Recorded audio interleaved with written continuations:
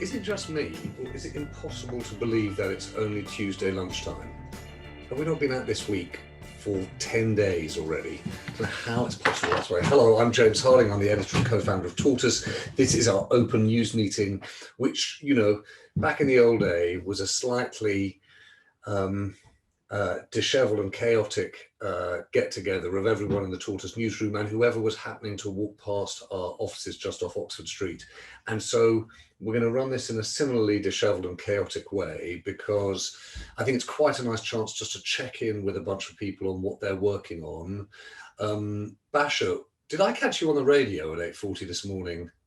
Are you there, Basha? I think you were. Were you there? How was it? Oh, you're muted. Sorry, I couldn't find I can't. Oh, you can hear me.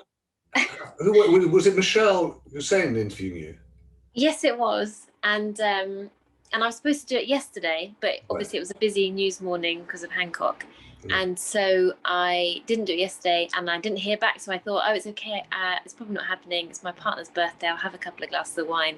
Of course. Then I got a message at 11 o'clock last night saying, oh, can we have you on tomorrow? So I was a little huskier than I had anticipated. I can ask you, how cool are you? Did you sleep fine, or did you wake up in the middle of the night thinking, what am I going to say on the Today programme? The cool version is I slept until 7:30 and I was fine. The reality was I woke up at 5 a.m. Right. and sat there thinking, I don't know anything about Mozambique. What on earth am I going to say? Yeah. But it was fine. I've always thought the worst thing about the Today programme, as well as the audience and the fear, is just that you can't sleep the night before because you think you're trying to rehearse in your mind what you're going to say. Anyway, if anyone wants to hear, what time was it tested? That's what, 8:30, 8:40, you can listen to you? 8:44, there you go. Oh my God, there you go. Kerry's got it, absolutely. All right, well, listen, hats off to you. That was very well done. I don't know whether Ella is here.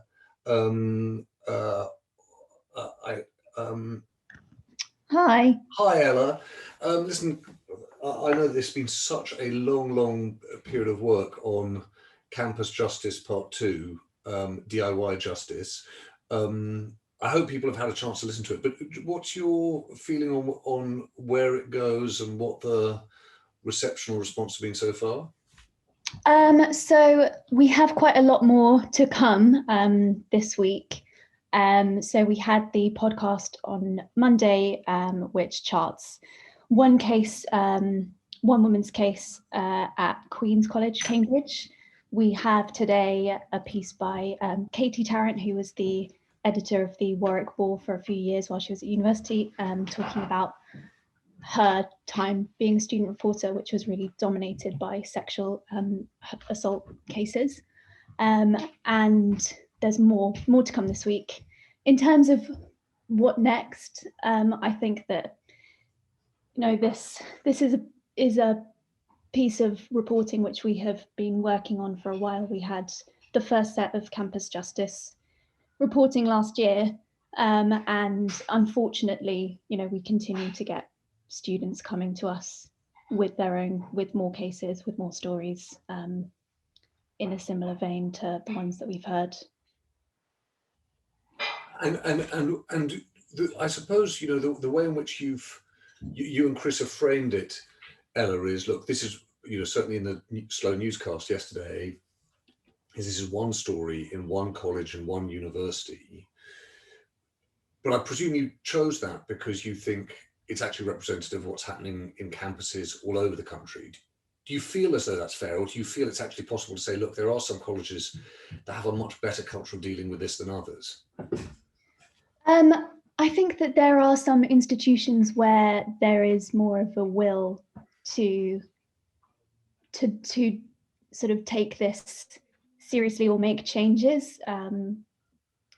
UCL has been doing quite a lot of work on this, but still their policies are imperfect. I think that there is more awareness, certainly, of the fact that this is a huge problem.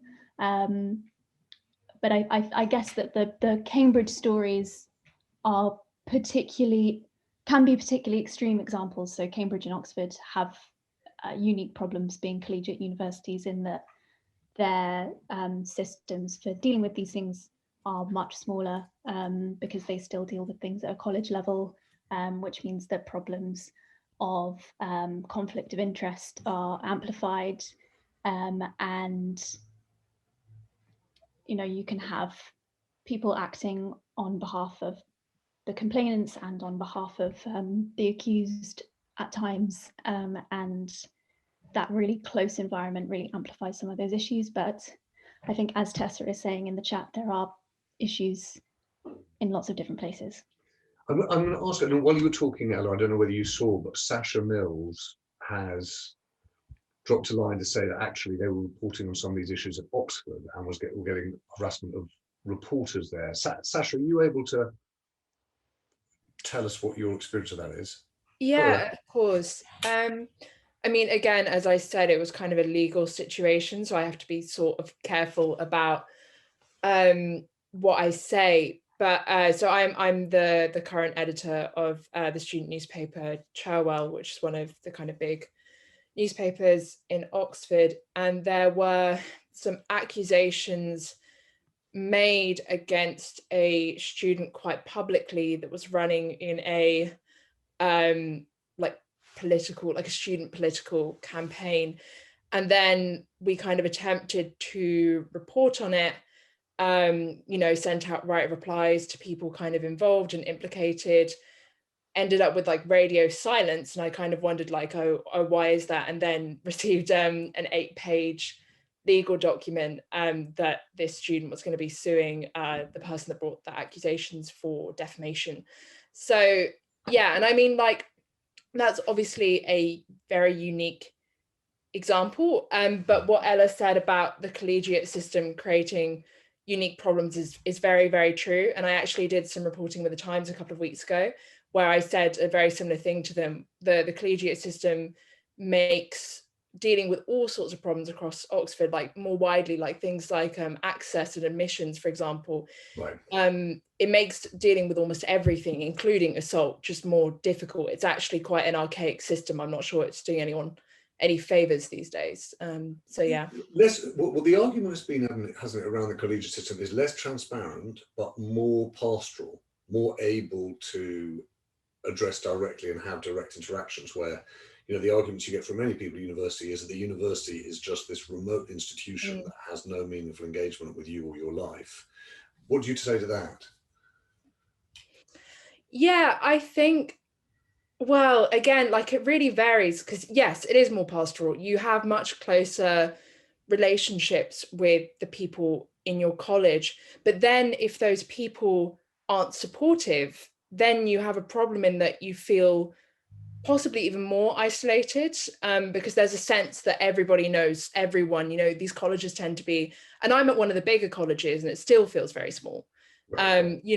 Everyone will know your business on some level. And if you talk to someone in the college administration about that, like, you are at risk of feeling alienated, I think. And we had some problems at my college with the welfare system and trying to make changes because students were really unhappy with it. And then the college were extremely resistant to making any of those changes. Yeah, I mean, again, like, I feel like there's a whole range of problems you could kind of get into here. And I don't want to just keep on talking without. No, Sasha, it's really interesting. I think the thing that we're really trying to do here is do this really, because Chris and Ella's reporting was born of a thinking in Cambridge, which came on the back of the campus justice story they did last time, which itself was born of the thinking we did in the summer of, God, it feels like a lifetime ago, 2019, where someone came into the newsroom and said, look, this was the experience, her experience of a sexual assault in which she had been dissuaded from pursuing it any further. And so there seems to be this kind of great gap between university campuses, which on the one hand arguing the case, and this is a point that Ellen made to me on Sunday night, they were arguing the case for gender rights and social justice, and there's a kind of caricature debate about safe spaces, but they're not feeling like secure places, so we're trying to get to that. I'm going to Sasha, thank you, and Ella, thank you too. I'm going to try and So this is going happily, chaotically. I'm going to tell you what is on my to-do list for today, so then you can see whether we get anywhere close to it. I'm very excited that Jude Habib is here, and Sound Delivery. They're one of our network partners, i.e. these community action groups that kind of live, if you like, on the fuzzy line between journalism and activism, i.e. reporting the world that we're really in and trying to do something about it. So I'd love to hear from Jude and some of the people that Jude works with on what Sound Delivery is doing. There's quite an interesting, I think, set of questions for a slow newsroom about the Matt Hancock resignation, what that tells you about the way the media reports people in high places, and also what's not said, what goes unreported or underreported. I think we'd like to have a look at that. As you may know, I've got a bee in my bonnet at the moment about the global vaccine rollout, the slowing pace of global vaccines, and Paul Caruana Galizia and I have been talking about how would you measure donor rates amongst vaccines? Could we think about stockpiles of vaccines? And Katie Vanek-Smith and Matt, and in fact, Lara and Andrew and I were just on a call trying to think, what would a campaign look like? So I'd love to have a few minutes on that. And then also some people I just haven't checked in with. So it'd be great to hear, things like, what Patricia's working on, what Zav's working on, Nimo, what Nimo's working on, I think, just to give a sense of things. But the main thing to say is it's an open news meeting. Put a point in the chat, message me, and we'll make sure that we hear your views, because we are in the market for thinking about the stories we'll commit to, the slow newscast stories that we'll commit to, ideally investigative narrative podcasts like the one that Basha did last week, like the one that Chris and Ella did this week. So please message me, and we'll try and make sure that we give those an airing in the course of the hour. What can I, given that Jude's here, and actually, if you didn't know about Sound Delivery, working with Jude was one of the reasons we did this series of unheard voices in the summer of last year, I think it was, Jude, wasn't it? Yeah. And what was really, it was doubly upsetting, the series that we did, thanks to you, and Dave Taylor, who's one of the editors, was central to that, and Polly Curtis was central too, it was doubly upsetting because the stories were upsetting, stories about, the ones who helped us get to, stories about, people from the Philippines who had found themselves completely, cut off in really awful working situations. But doubly bad was, of course, you weren't getting anywhere near hearing about those stories because we were sort of obsessed by the 5 o'clock press conference in Downing Street. So tell us a little bit about what's going on at Sound Delivery and what you think are the stories that we could or should be doing. And I'm going to try and and I'm going to ask you to introduce some of the people you brought along. So that's absolutely fine. So we're a very small charity who's really driven by trying to get more diverse voices and perspectives in the media, particularly working with those with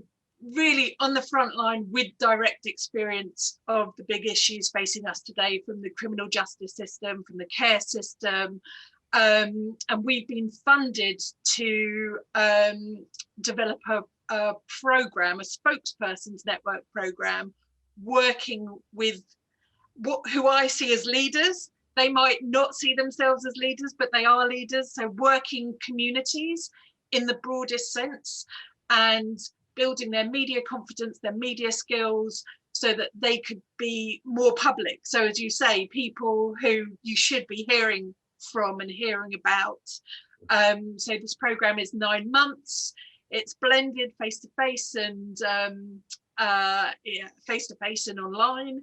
And it was an open application form, so people applied from all around the country to be involved. And there are 14 people on the program we're working on, and we've got alumni. So I can see in the room we've got Nazar Iqbal, who's a leader in Walsall, who addresses hate crime. So he'll be seeing what's going on in Walsall, and perhaps that's a microcosm of other places going on. We've got John Crilley. He's on a train, I think, from Manchester, so he may or may not be able to speak, but he might be able to speak in the chat. He's a campaigner for a joint enterprise organisation called Jengba. He has lived experience of the criminal justice system and can see what's wrong and has got solutions for change. We've got Chloe, who's an artist and creative in Coventry, does a lot of work with young people around child exploitation. And she's saying to me, she's talking to me about gun and knife crime and things that are going on, and yet things are reported in London but not reported, you know, outside of London. And we've got Craig Jones, the Joint Chief Executive from Fight with Pride, who's really looking at LGBT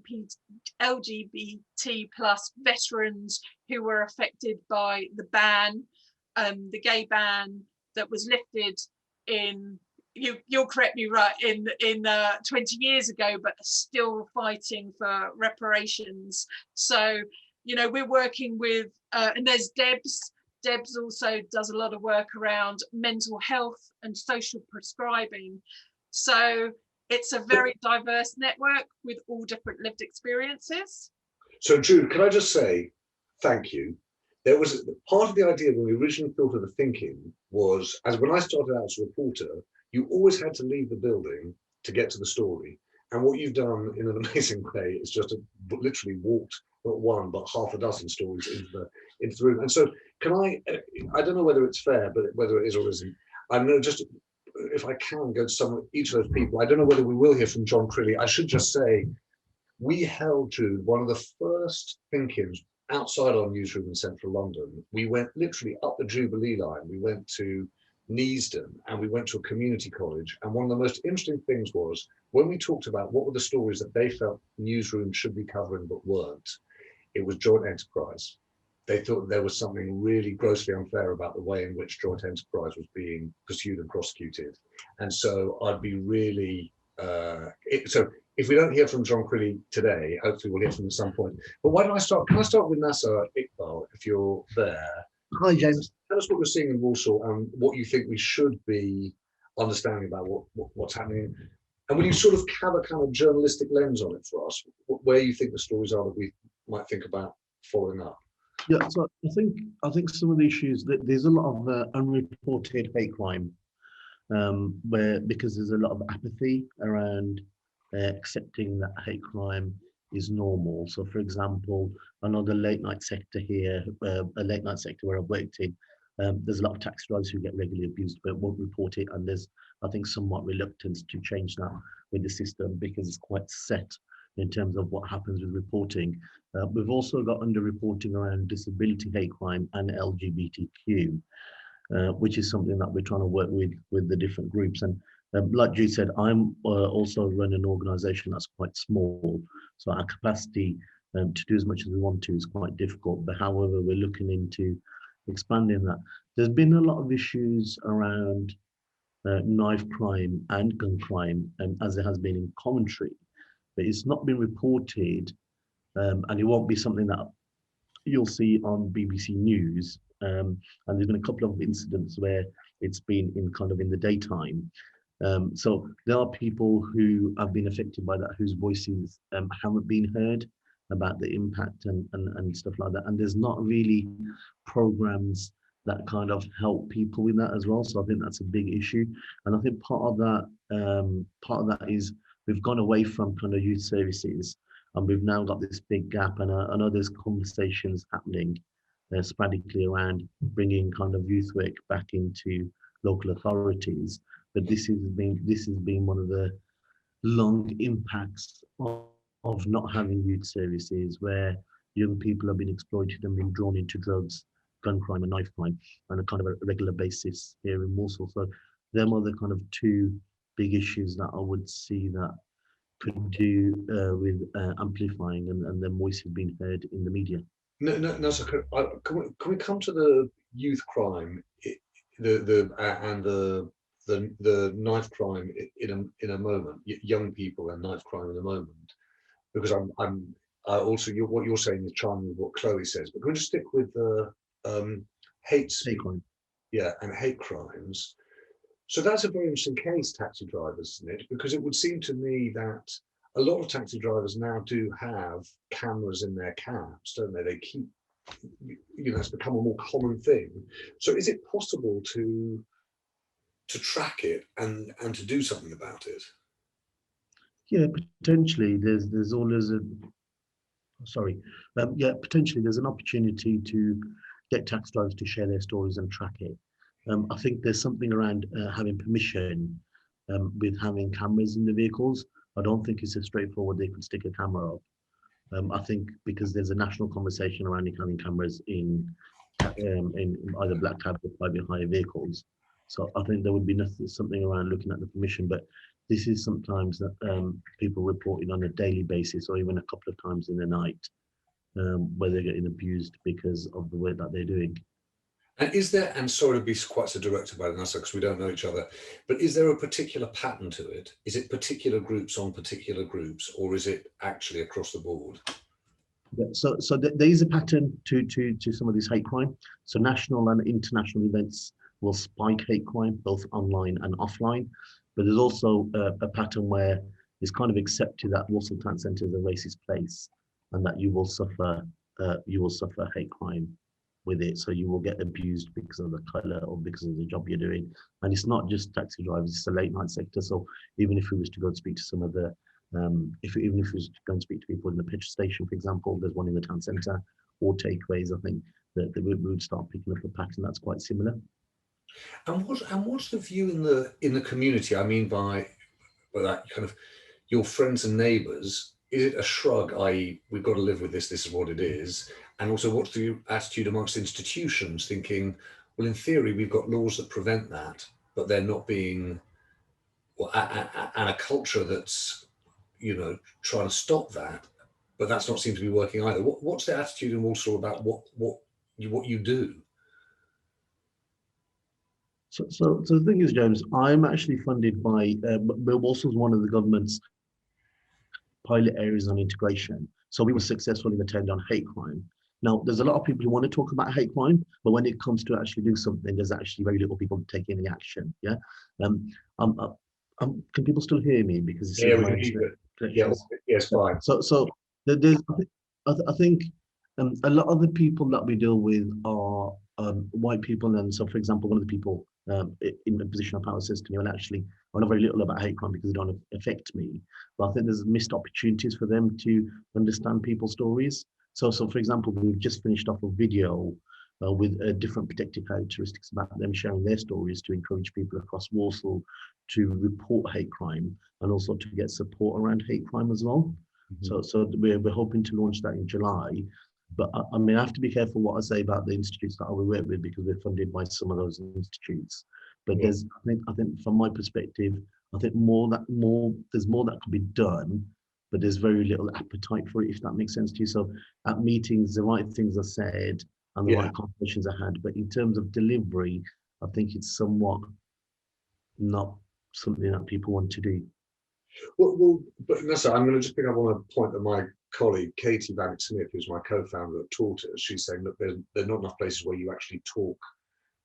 It's possible to talk honestly and openly about these things. It might actually be something interesting that we could even do together, whether or not there's a way you could have a Tortoise thinking in Walsall where you talked about these things. I'm sure we'd learn some things and might be an interesting thing to do. So if you're interested in that, we might follow up with you. I said I'm going to just come to Chloe so that we can continue a conversation about knife crime and young people and the sort of apparent absence of reporting of it.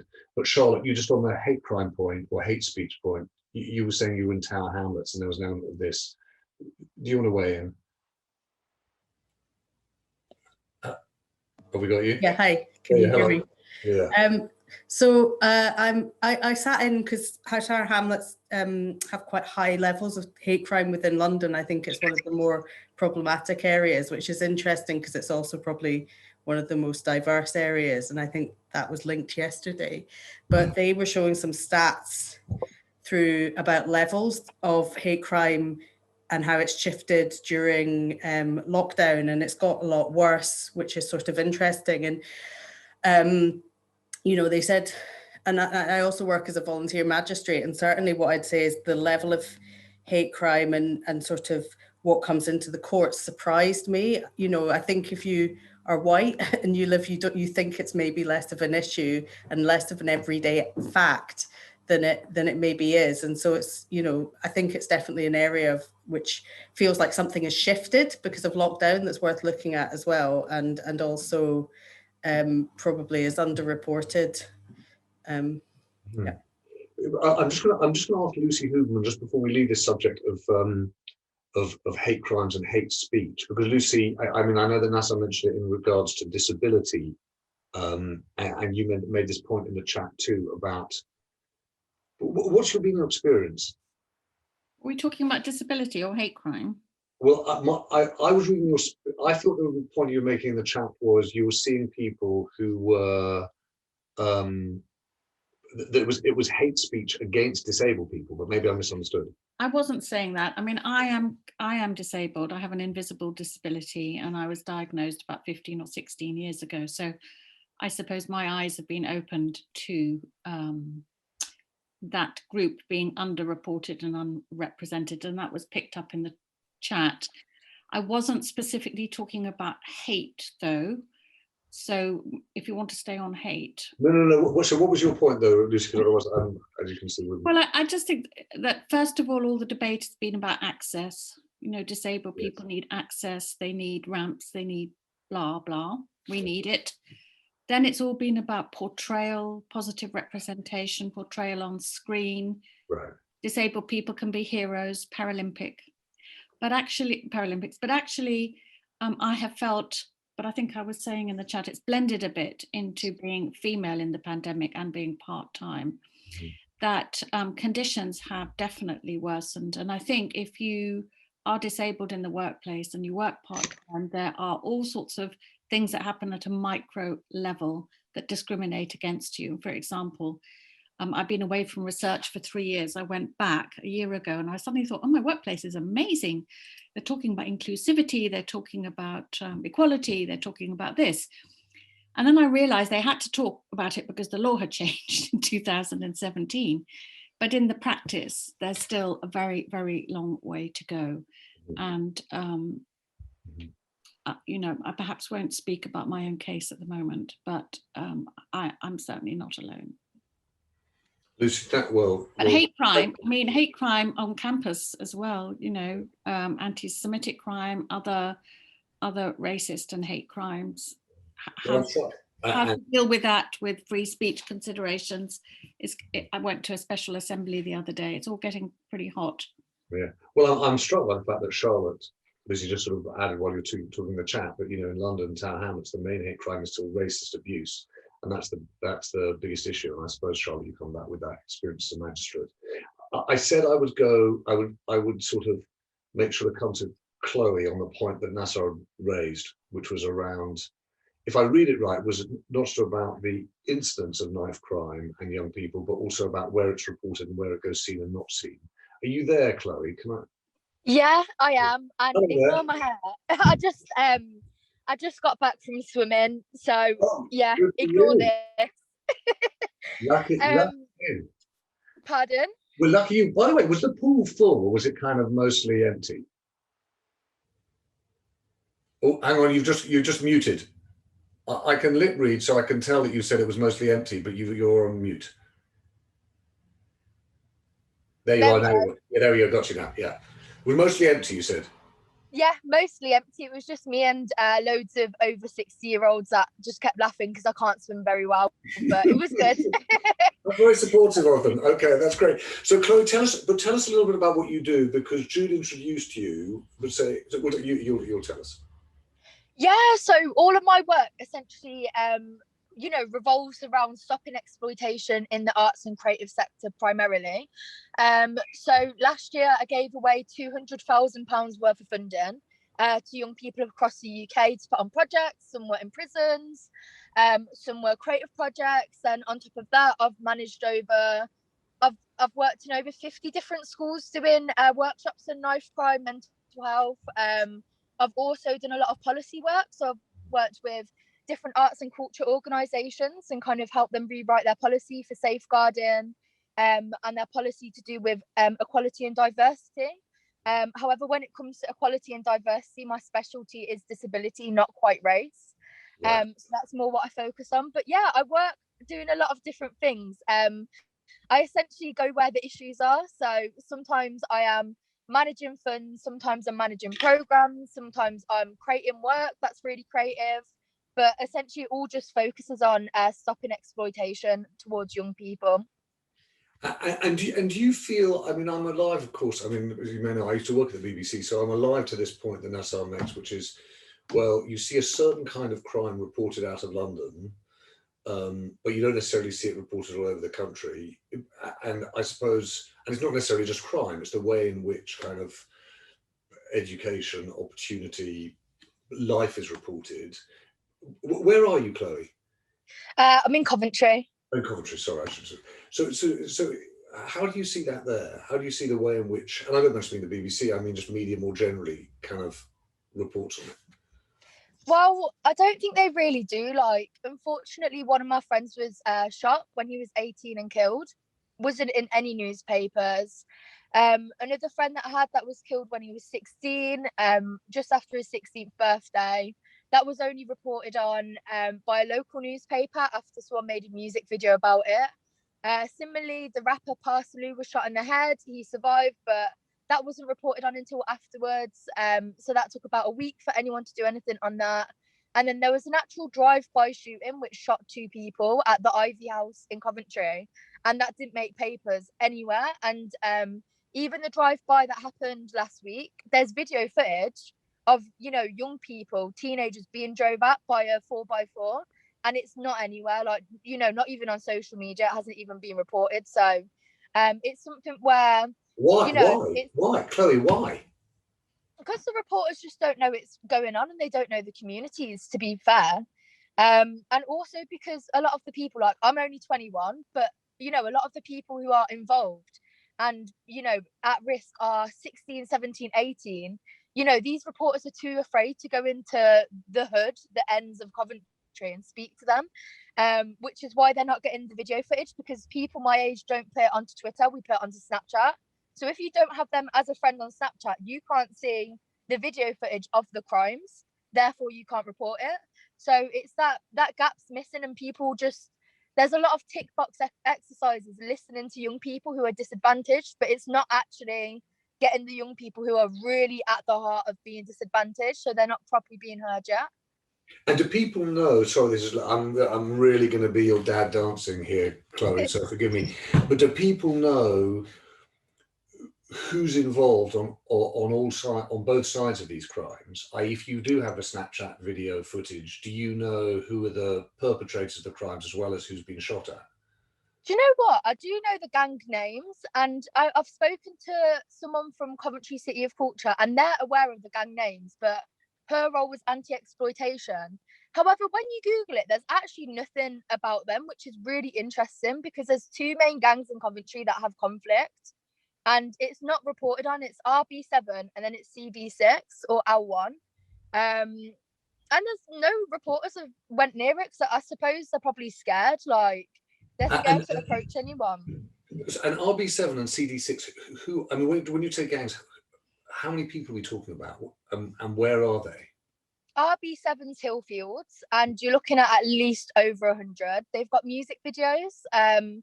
So I used to film their music videos a few years ago. That's how I know them.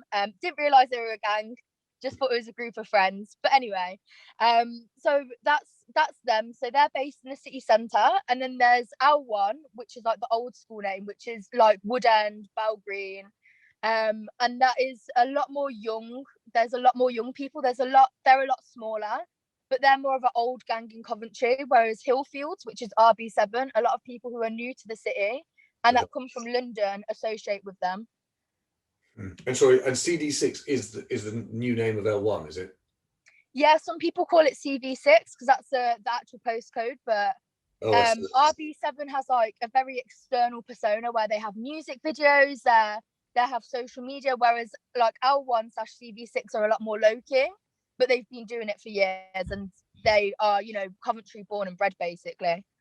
Well, Chloe, we should, just as a piece of reporting, we should follow up with you, but we'll also make sure to follow up and try and understand, okay, what is getting reporting and not. I realise we're sort of slightly, not even slightly, we are about that, but that's partly because Jude's been kind enough to introduce us to people who've got different stories. And I just wanted to hear from Craig. Craig, we held a thinking about Stonewall and the arguments within and around Stonewall at the moment last week. I don't, were you able to join? I don't know whether you were able to join. No, I wasn't. No. So funny enough, the reason I mention it was part of it was this generational argument about, you know, a group of people for whom Stonewall had been fighting for just what seemed like the most unbelievably basic rights against really violent homophobia. And then, of course, you know, modern arguments around equality and identity. And so will you just tell us a little bit about Fighting with Pride, kind of how it started, what it does? Yeah, of course. I mean, I think people on this call will be staggered to hear that as recently as 1996, not 1956, 1996, we had people in the United Kingdom in prison for the criminal offence of being gay. I think it's truly unbelievable, because when the prohibition on homosexuality was lifted in '67, it remained in place for members of the armed forces and also the Merchant Navy. And I think the ban was lifted by the European Court in January 2000. And in the years since that, our armed forces are not perfect, but they've become some of the best in the world at LGBT plus inclusion, and our senior officers are fantastic in that space. But in those 21 years since the lifting of the ban, nothing has been done to support a community of veterans who were cruelly treated.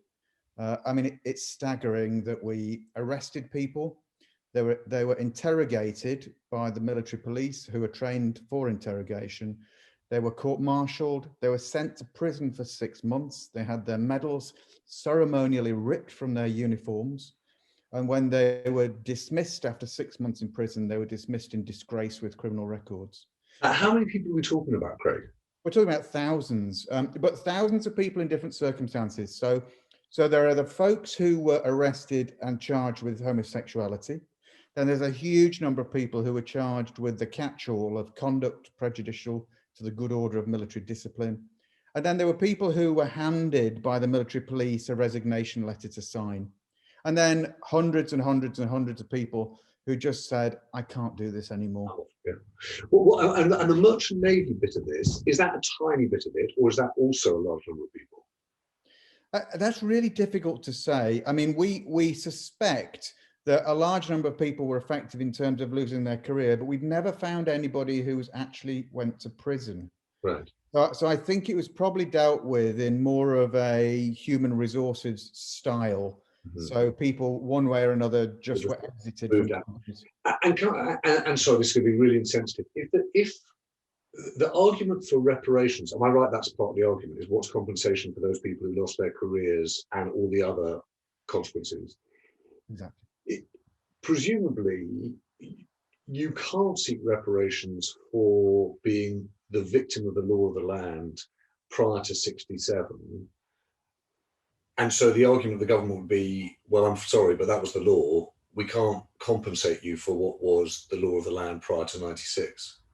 Well, the law was deemed to be against the law by the European Court of Human Rights. So it was an illegal ban on the inclusion of LGBT plus people. But also, we live in a United Kingdom whereby we, according to the government, we wish to be a global exemplar in the way that we treat LGBT plus people. And according to the Cabinet Office for Veterans Affairs, we want to be the best place in the world to be a veteran. But there is a dirty secret, and it's a secret about how we treated our veterans. And until reparations are achieved, then our veterans will have been treated as we would have treated them in the past, and not by the benchmark of how we treat people today. So and what kind of progress are you making? You know, I can imagine in the best true, ironically, because I'm with Boris in about 3 hours time. Oh, are you? Yeah, so it's been a funny campaign. So you work and you work and you work and you work, and we've done with my joint chief executive, we've done sort of 18, 20-hour days for 18 months, and we are though now beginning to get traction. And I think there's an understanding that as we near in 12 months' time, the United Kingdom is hosting the Safe to Be Me global conference on LGBT plus rights. And if we get to that and we have not resolved the issues for this LGBT plus veterans community, then we can't really crow about being a great place to be a veteran or a member of that community. And Craig, how does it work when you say you're going to be with Boris? Is that you and 500 people, or is that you and him sitting down and saying, how are we going to sort this out? No, well, two levels. First of all, we're working directly with the Cabinet Office and the Ministry of Defence at ministerial level to bring about the process of reparations discussions, and there will be some kind of committee or something formed in the autumn. Today, my Joint Chief Executive and I, Caroline, are meeting up with Boris in a small social gathering, and it'll be an opportunity for us we're taking a couple of veterans with us who are dismissed by the ban, and it'll be a light touch opportunity to bring some life to what people experienced back in the day. And the veterans that are going with us have profound life-changing experiences as a result of the way that they were treated by the military police. Well, Craig, listen, thank you. It's embarrassing. One of the things that's most embarrassing when you listen to it is that the kind of thing that's really obvious. Sometimes, I'm looking at the screen at Kerry, my colleague, and we find ourselves thinking, okay, what story can we tell? How do we tell a story? And if some of these ones that are just right in front of you that you should have thought about and just haven't thought about at all. So it's brilliant to hear from you, but don't be surprised if we follow up, because I think there would be an amazing story to tell to try and understand that whole, the next 12 months is really interesting, and the last 18 months is really interesting, but it's the last 30 years, if you found someone that you could follow that story through and understand what all of those things have meant, would be really fascinating. So I hope if you're happy for us to do that with you. Of course, and thank you, James, and thank you for sound delivery, for helping us find our voice. Okay, well, Jude is just terrific. Jude, I'm sure I've done something wrong here, so I'm sure have I forgotten someone? Where's Jude? You can tell me that I have. But even whether I have or not, there are a few other people who just messaged me. You haven't. You're doing so well. I mean, there are a lot of us here today, so it's great that some of them are listening to the conversation and listening to how each other is speaking. It's quite early in the new programme, so that's great. We've got John, who's talking about joint enterprise. Yes.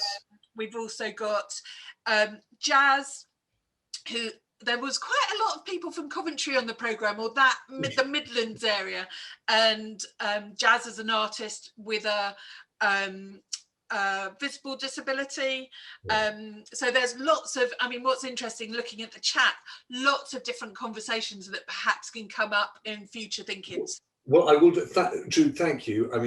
Happily, David's not nearly as polite and says, actually, look, you forgot John and joint enterprise. But I think John's on a train, so we will come back to this joint enterprise subject you said.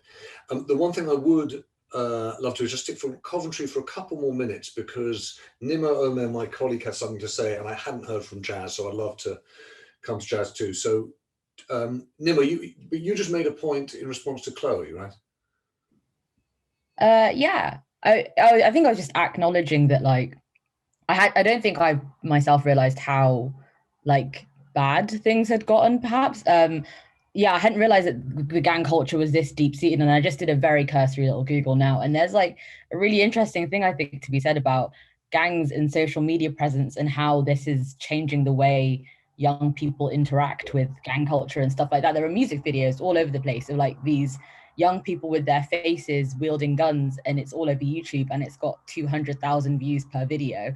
That's quite interesting. But generally speaking, I'm not surprised that things have gotten as bad as it seems in terms of gang culture and kids killing other kids, because I think that a big thing that that a lot of us kind of talk about is the fact that a lot of this is preventative, and it's caused by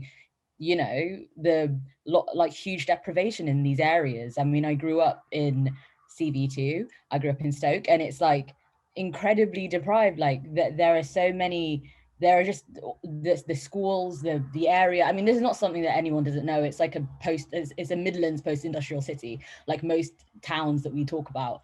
And I don't think this is news to anyone, but when you have all these things kind of happening in one kind of in one space, all these economic and social issues kind of converging, and then you add onto it a different layer of social media and how these things kind of come together, I don't think anyone would be particularly surprised, although it's quite interesting how different social media platforms affect media reporting as well. So yeah, I think that is really interesting. Nima, thank you. I'm just going to hear from Jazz, and then actually John Crilley is we may be able to hear from them on the phone. Jazz. I'm an artist from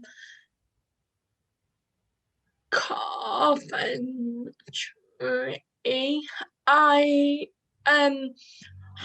had a when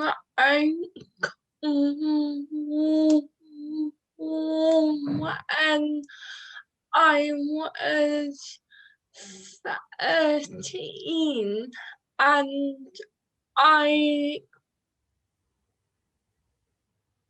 had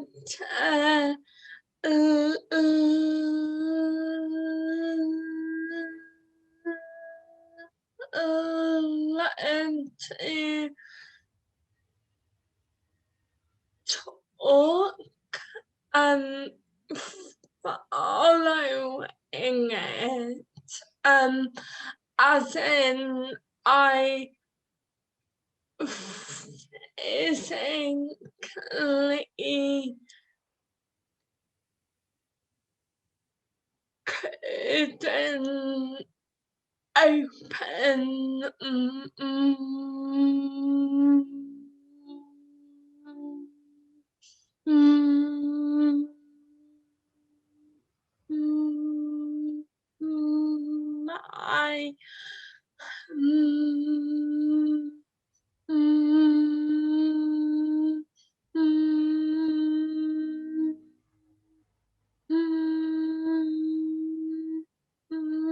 my mouth, and as I grew up, in the early years,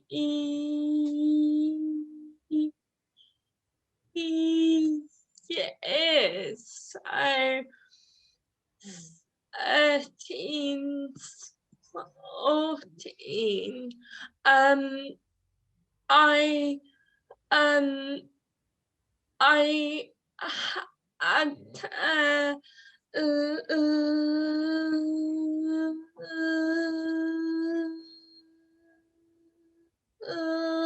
learned to stand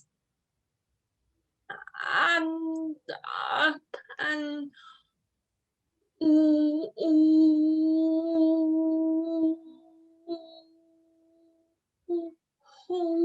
walk as well, and Jazz, what kind of, can I just ask you though, so you're an artist? yeah. I mean, it is really, and I appreciate the point you're making about actually where you've come from, what you've done, and joining us in this thinking is, hats off to you, is impressive. What kind of art are you doing? What work do you do as an artist? Audio. I have an audio drama on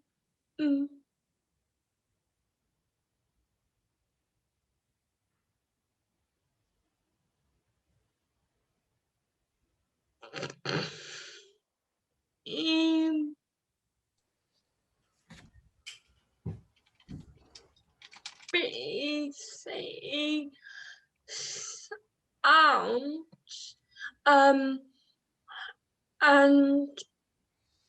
all audio I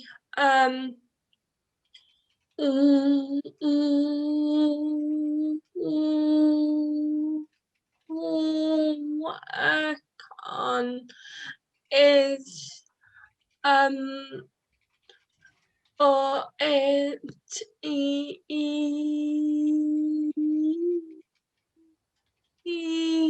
uses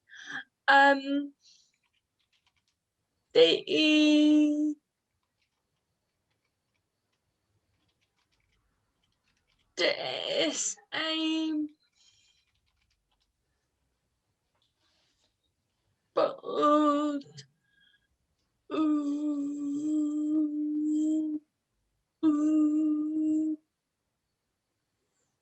I in an attempt so in theory I think if everyone heard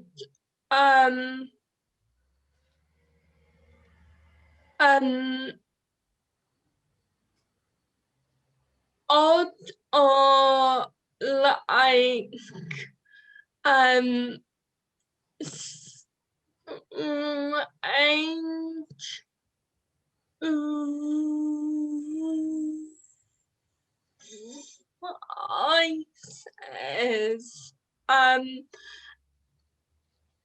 every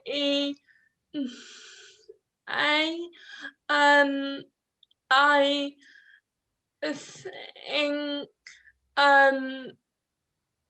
society would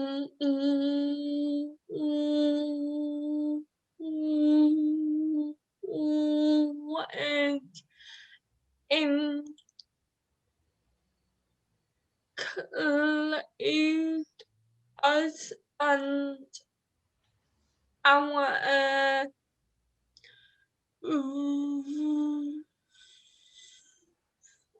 voices. Well, just to say, I have to say, I think that's certainly the effect that you've had on me in the last few minutes, just listening to you. I should say that the Jazz Morton Marketing Society, the marketing department, has been speaking while you were talking. I don't know whether you saw Lara Spirit put a link to some of your art, and Jude mentioned that you were a BBC new creative, which is actually, which sounds amazing. I don't even know what that is. What is that? It's a scheme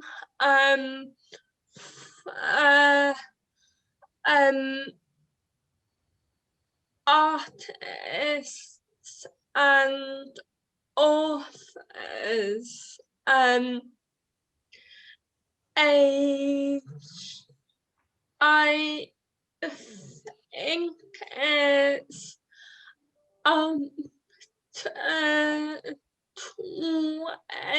27, so I'm 28, so I only just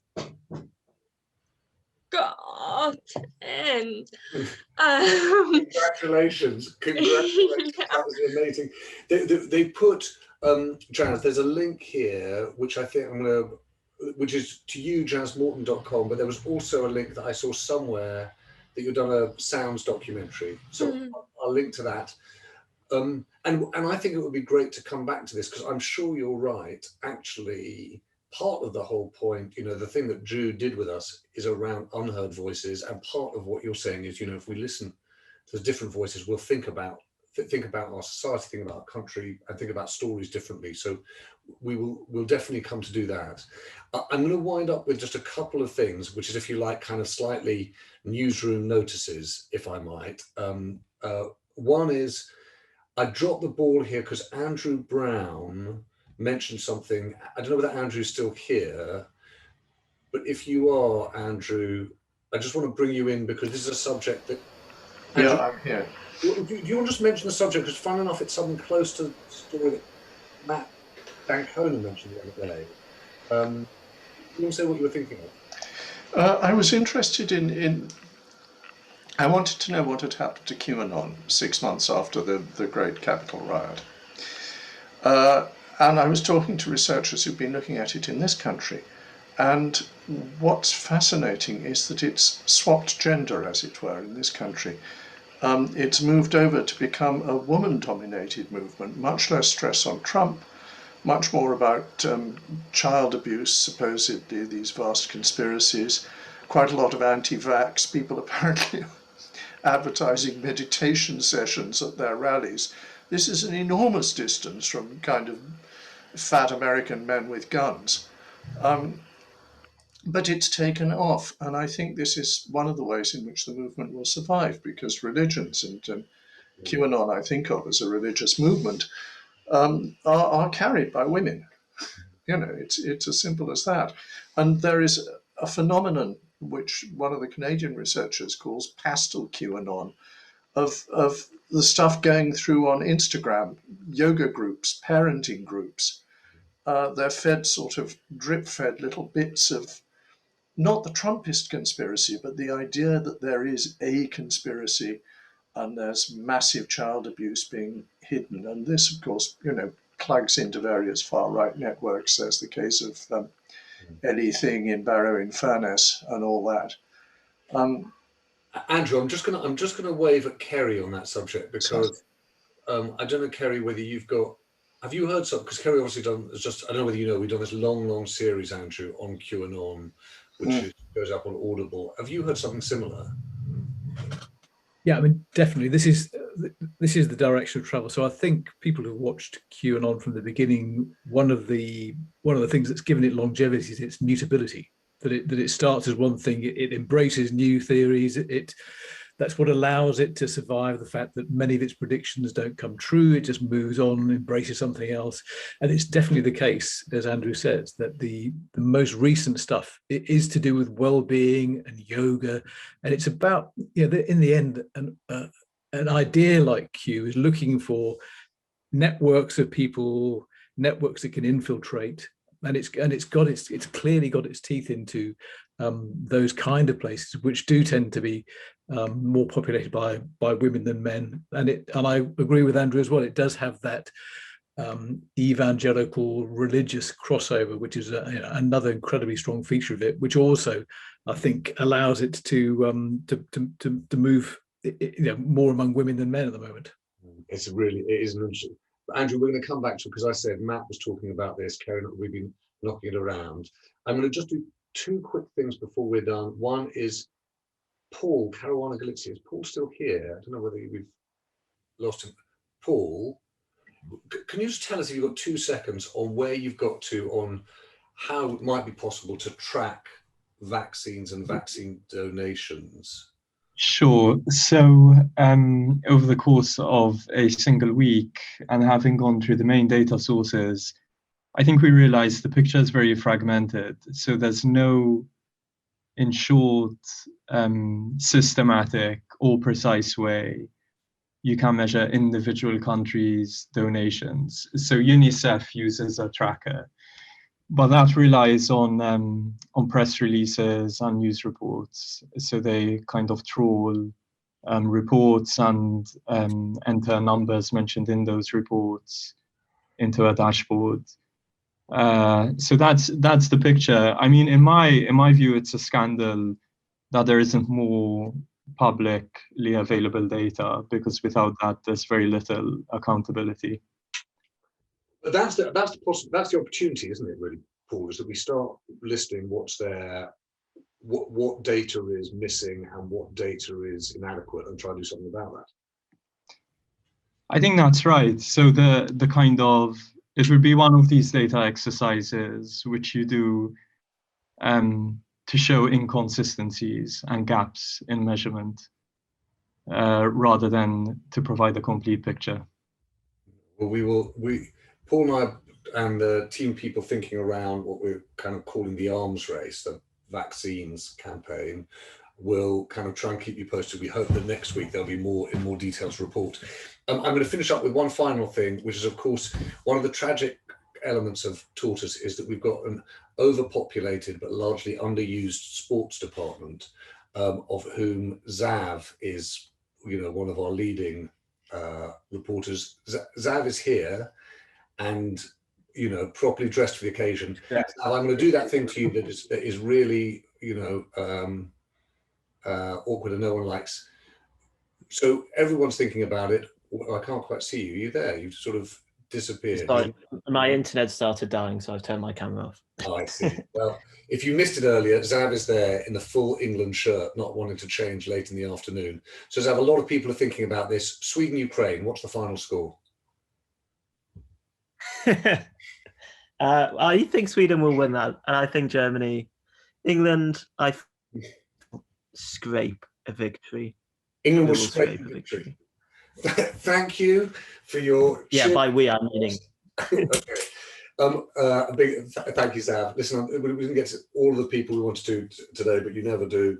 But I want to say a big thank you to Jude, because Jude, as well as this being fascinating, it's borderline cheating, because actually bringing all these interesting people and stories into our newsroom is exactly what I think it was supposed to do. And you've helped it be much, much more interesting, and left us with a bunch of leads. We will follow up with Nacelle, we will follow up with Craig, we'll make sure to follow up with Jazz and talk to Chloe about Coventry. I know that I left John and the whole joint enterprise thing hanging, but we'll make sure to come back to it.